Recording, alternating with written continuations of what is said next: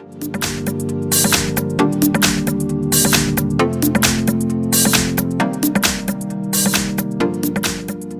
have Samsung Galaxy A7 2018 and let me show you how to clear credentials on the following device.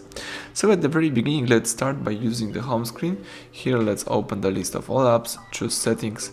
Let's here find and select biometrics and security.